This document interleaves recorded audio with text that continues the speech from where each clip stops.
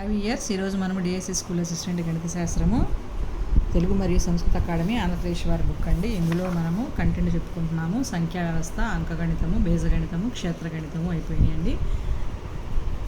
So రేఖాగణితం అయిపోయింది. బీజగణితంలో ఉన్నాము. ఇందులో పాఠశాల స్థాయి అధ్యాయం 5.1 చెప్పుకుంటున్నామండి. ప్రాక్టీస్ పిక్స్ చేసుకుంటున్నాము. సో ఇందులో 13th బ్లాంక్ నుంచి చెప్పుకోవాలి. 5x + 3y - 7 = 0 యొక్క సాధన x = 2k + 1 మరియు y = k అయిన k విలువ ఎంత అన్నారు. దీనికోసం అని చెప్పి మనం ఏం చేయాలంటే ఫస్ట్ ఆ x వాల్యూ y వాల్యూని తీసుకెళ్ళి దీంట్లో సబ్స్టిట్యూట్ చేసేసుకుంటే మనకి k వాల్యూ వస్తుందండి. Next x/a - y/b = a - vx + vy = aq + vq సాధన ఎంత అన్నారు. సో దీనికి త్రో ఆప్షన్ ఏనండి. దీన్ని ఆప్షన్ ప్రకారం చూసుకుంటే ఇది ఆన్సర్ అవుతుంది. నెక్స్ట్ ఒక రైలు 360 కిలోమీటర్ల దూరాన్ని ఏకరీతి వేగంతో ప్రయాణిస్తుంది. దీని వేగం గంటకు 5 కిలోమీటర్లు పెరిగినా అదే దూరాన్ని ప్రయాణించుటకు పట్టు కాలం గంట తగ్గుతుంది. అయిన రైలు వేగం ఎంత అన్నారు. సో ఇది నెక్స్ట్ వీడియోలో కంటిన్యూ చేస్తాను. అందులో దీనికి ఆన్సర్ మీరు కామెంట్లో పెట్టండి.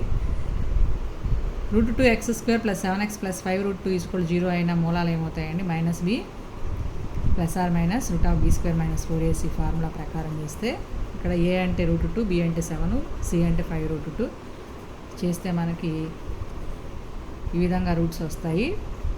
-√2 - 5/√2. రెండు వరుస ధనబేసి సంఖ్యల వర్గాల మొత్తము 290 అయినా ఆ సంఖ్యలు ఏమవుతాయి అన్నారు.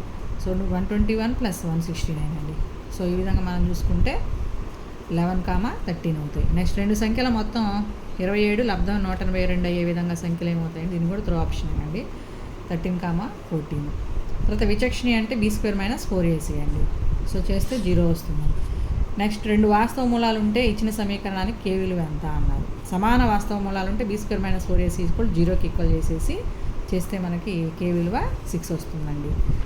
నెక్స్ట్ 4, 10, 16, 22లో ఎక్సెట్రాలో 5వ పదం విలువ ఎంత అన్నారు. 5వ పదం అంటే a + 4d అండి.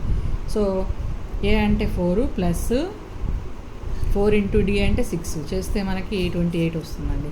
నెక్స్ట్ ఏపీలో a = 10, d = -3 అయినా ఎన్నో పదం అంటే a + n - 1 of d ఇస్తే ఎన్నో పదం మనకి వస్తుందండి. 13 - 3n వస్తుందండి.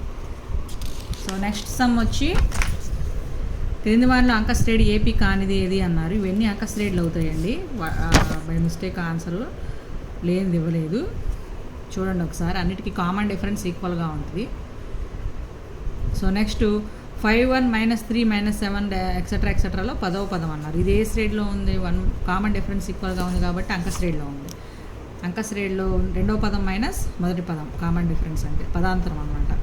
సో 1లో 5 పోతే -4, -3 - 4 అంటే -4 అండి. సో ఈ విధంగా 10వ పదం అంటే a + 9d అండి.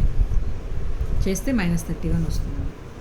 నెక్స్ట్ 3చే భాగించబడే సంఖ్యల సంఖ్య అన్నారు. దీనికోసం మనం ఏం చేయాలండి.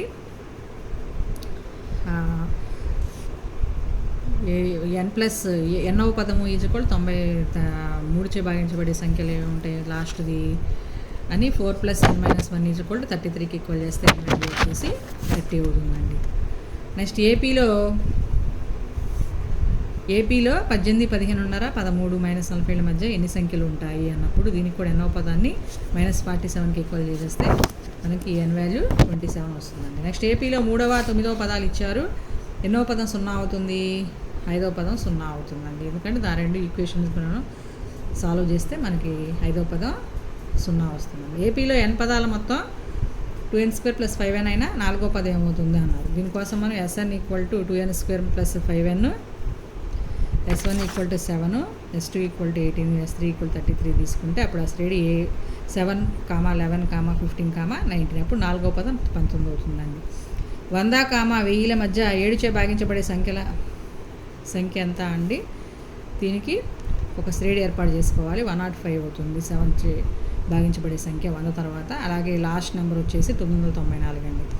సో ఎన్నో పదం 994కి ఈక్వల్ చేసి n వాల్యూ అనుకుంటే 128 వస్తుంది. నెక్స్ట్ ఏపీలో ఉంటే x విలువ అన్నారు. రెండవ పదం మైనస్ మొదటి పదము = మూడవ పదం మైనస్ రెండవ పదం ఫార్ములా ప్రకారం చేస్తే x వాల్యూ -3 వస్తుందండి. రెండు అంకెల ధనాత్మక బేస్ సంఖ్యల మొత్తము అని ఇక్కడి నుంచి నెక్స్ట్ వీడియోలో కంటిన్యూ చేస్తానండి. ప్రాక్టీస్ బిట్స్ చేసుకోవాలండి. ప్రతి సమ్ము ఒక మోడల్ అండి. ఈ అకాడమిక్ బుక్ స్టాండర్డ్ కాబట్టి అందరూ చేసుకొని మంచి స్కోర్ తెప్పించుకోవాలండి. So thank you.